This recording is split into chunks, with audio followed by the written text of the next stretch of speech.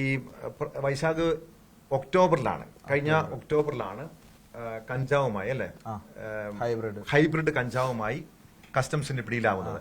അതിനുശേഷം 45 ദിവസത്തോളം ജയിലിലായിരുന്നു.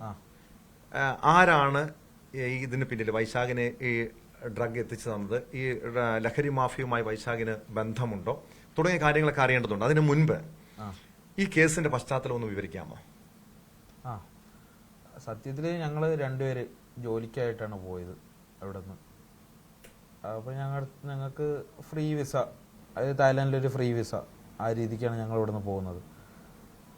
അപ്പോൾ ഞങ്ങളവിടെ പോയി എല്ലാം എത്തി. അപ്പോൾ ഞങ്ങൾക്ക് ടിക്കറ്റ്, ട്രാവലിംഗ് ടിക്കറ്റ്, എല്ലാ കാര്യങ്ങളും, റൂം കാര്യങ്ങളെല്ലാം അവിടെ നിന്ന് തന്നെ വന്നിട്ടുണ്ട്.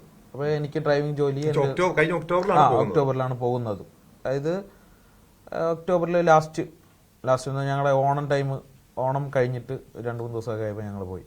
അപ്പോൾ എൻ്റെ ഒരു സുഹൃത്തിന് ഹോട്ടലിൽ ജോലി, എനിക്ക് അവിടെ ഡ്രൈവിങ്ങും അങ്ങനെ പറഞ്ഞാണ്. എൻ്റെ ലൈസൻസ് കാര്യങ്ങളെല്ലാം വാങ്ങിയിട്ടുണ്ട്. ഞാൻ എല്ലാം ഒറിജിനലായിട്ട് തന്നെ കൊണ്ടുപോയത്. എന്നെ പിടിച്ച സമയത്തും ഒറിജിനൽ ലൈസൻസ് എല്ലാം കസ്റ്റംസുകാരുടെ നിന്ന് കിട്ടിയിട്ടുണ്ട്. ഞങ്ങളവിടെ പോയി ഏകദേശം 8 ദിവസത്തോളം, ഇന്ന് ജോലിയാവും നാളെ ആവും എന്ന് പറഞ്ഞ് ഞങ്ങളുടെ റൂമിൽ തന്നെ, ഞങ്ങൾക്ക് പുറത്തിറങ്ങാനും പറ്റുന്നില്ല.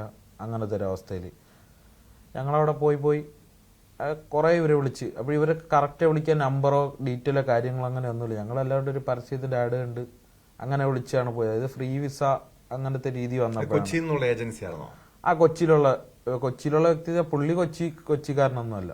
പുള്ളിയുടെ സ്ലാങ് സംസാരമൊന്നും എനിക്ക് തോന്നുന്നു ഒന്നിൽ കോഴിക്കോടോ കാസർഗോഡോ അങ്ങോട്ടോ എവിടെയെങ്കിലും ആയിരിക്കും. അങ്ങനത്തെ ഒരു സ്ലാങ് സംസാരമൊക്കെ ആയിരുന്നു. ഞങ്ങളവിടെ പോയിട്ട് അപ്പോഴൊരു 9ാമത്തെ ദിവസമൊക്കെ ആയപ്പോൾ പറഞ്ഞ്, നിങ്ങളുടെ ജോലിയുടെ വിസ കറക്റ്റായിട്ടില്ല, നിങ്ങൾ തിരിച്ചു പോവേണ്ടി വരും എന്നൊക്കെ പറഞ്ഞു. അപ്പോൾ ഞങ്ങൾ കുറച്ച് റൈസായി ഷൗട്ട് ചെയ്തൊക്കെ സംസാരിച്ച് അവരുടെ അടുത്ത്. ഞങ്ങൾക്കൊന്നും ചെയ്യാൻ പറ്റൂല, ഞങ്ങളവിടെ പെട്ടുപോയി. പുറത്തിറങ്ങിയാൽ തന്നെ എങ്ങനെയാണെന്നുള്ളത് ഞങ്ങൾക്കൊന്നും അറിഞ്ഞുകൂടാ. ഞങ്ങളുടെ കയ്യിൽ കാശുമില്ല, ഒന്നുമില്ല. ഇവർ ഫുഡ് കാര്യങ്ങളെല്ലാം ഓർഡർ ചെയ്ത് തരും. ഇവർ പറഞ്ഞിട്ടുള്ളൊരു ഹോട്ടലിൽ ഞങ്ങൾ താമസിക്കണം. ഫുഡൊക്കെ അപ്പോഴപ്പോഴും ഫുഡ് വരും. രാവിലെ അവിടെ ബ്രേക്ക്ഫാസ്റ്റ് ഉണ്ട്. അങ്ങനെ കഴിച്ച് ഞങ്ങൾ അഡ്ജസ്റ്റ് ചെയ്യാണ്. അപ്പോൾ ഷൗട്ട് ചെയ്ത് അങ്ങനെ ഒരു ദിവസം പെട്ടെന്ന് വിളിച്ച് പറഞ്ഞ്, നിങ്ങൾക്ക് തിരിച്ചു പോകേണ്ടല്ല, ഞങ്ങൾ കറക്റ്റ് ചെയ്തിട്ടുണ്ട്, ക്ഷമിക്കണം. അവിടെ തിരിച്ചെത്തുമ്പോഴത്തേക്ക് എയർപോർട്ടിൽ തന്നെ നിങ്ങൾക്കുള്ള കോമ്പൻസേഷനും ഞങ്ങളുടെ ആൾക്കാർ നിങ്ങളെ വിളിക്കാൻ വന്നോളും, അങ്ങനെയൊക്കെ പറഞ്ഞിട്ടുണ്ടായിരുന്നു. അങ്ങനെ പറഞ്ഞപ്പോൾ അവർ പറഞ്ഞ്, നിങ്ങൾക്ക് തിരിച്ചു പോകുമ്പോഴത്തേക്ക് എന്തായാലും വെറും കൈയോടെ വീട്ടിൽ പോകണ്ട, ചോക്ലേറ്റും കാര്യങ്ങളൊക്കെ ഉണ്ട്, നിങ്ങൾക്കുള്ള ഒരു ട്രാവലിംഗ് ബാഗ് പെട്ടി താഴെ വന്നോളും എന്ന് പറഞ്ഞു. ഇതിനൊരു നമ്പരും പറഞ്ഞു തന്നു. അപ്പോൾ ഞങ്ങൾ ചെന്ന് എയർപോർട്ടിൽ നിൽക്കുകയാണ്. ഇവർ വിളിച്ചു വിട്ട ഒരു ടാക്സിയിൽ ഞങ്ങൾ എയർപോർട്ടിൽ ചെന്ന് നിൽക്കുകയാണ്. നിന്നപ്പോഴാണ് അടുത്തൊരു ടാക്സിയിൽ ബാഗ് മാത്രമായിട്ട് വരണം. അവിടെ അങ്ങനെ പറ്റും. അതായത് നമ്മുടെ ഇവിടുത്തെ പോർട്ടർ പോലത്തെ ഒരു ആപ്ലിക്കേഷൻ പോലത്തെ അവിടെ ഒരു ആപ്ലിക്കേഷൻ. ഈ ആപ്ലിക്കേഷനിൽ ഒരു കാറിൽ 2 പെട്ടിയായിട്ട് തന്നുവിടുകയാണ്. ഒരു തന്നു വിട്ടു. ഞങ്ങൾ ഈ പെട്ടിയും വാങ്ങി നേരെ കയറി അവിടുത്തെ ചെക്കിങ് എല്ലാം കഴിഞ്ഞ് ഞങ്ങൾ ഇറങ്ങി ഇവിടെ നെടുമ്പാശ്ശേരി എത്തിയപ്പോഴത്തേക്ക് ഞങ്ങൾ സാധാരണ വരും പോലെ ഞാൻ വന്നു. കസ്റ്റംസുകാരുടെ ചെക്കിങ് ബാഗേജിലോട്ട് ബാഗ് വെച്ച് അവനും വെച്ച്, അവൻ എൻ്റെ ഫ്രണ്ടിൽ നിൽക്കും, ഞാൻ ബാക്കിൽ നിൽക്കും. അവൻ വെച്ച് ചെക്കിങ് കഴിഞ്ഞ് അവൻ പോയി. അത് ഞാൻ വെച്ചു. അപ്പോൾ അവർ പറഞ്ഞു ഇതിനകത്ത് എന്തോ ഉണ്ട് എന്ന് പറഞ്ഞു. അപ്പോൾ എൻ്റെ അടുത്ത് തുറക്കാൻ പറഞ്ഞു. അത് തുറക്കാൻ വേണ്ടി ഞാൻ ആ നമ്പർ 1818 ആണ് നമ്പർ അടിക്കുന്നത്. നമ്പർ വർക്കാവുന്നില്ല. വീണ്ടും ഞാൻ നമ്പർ മാറിയെന്ന് വിചാരിച്ച് വിളിക്കാൻ വേണ്ടിയിട്ട് നോക്കുമ്പോൾ ഇവരെ വിളിക്കേണ്ട കോൺടാക്റ്റ് ഇല്ല. അവർ പറഞ്ഞ് വെളിയിൽ ഇറങ്ങിയാൽ മതി എന്ന്. ഇവർ തന്നിട്ടുള്ള വാട്സപ്പ് നമ്പർ അങ്ങനെ കാര്യങ്ങളിലാണ് ഞങ്ങൾ കോൺടാക്റ്റ് ചെയ്യുന്നത്. വിളിച്ചിട്ട് കിട്ടുന്നില്ല.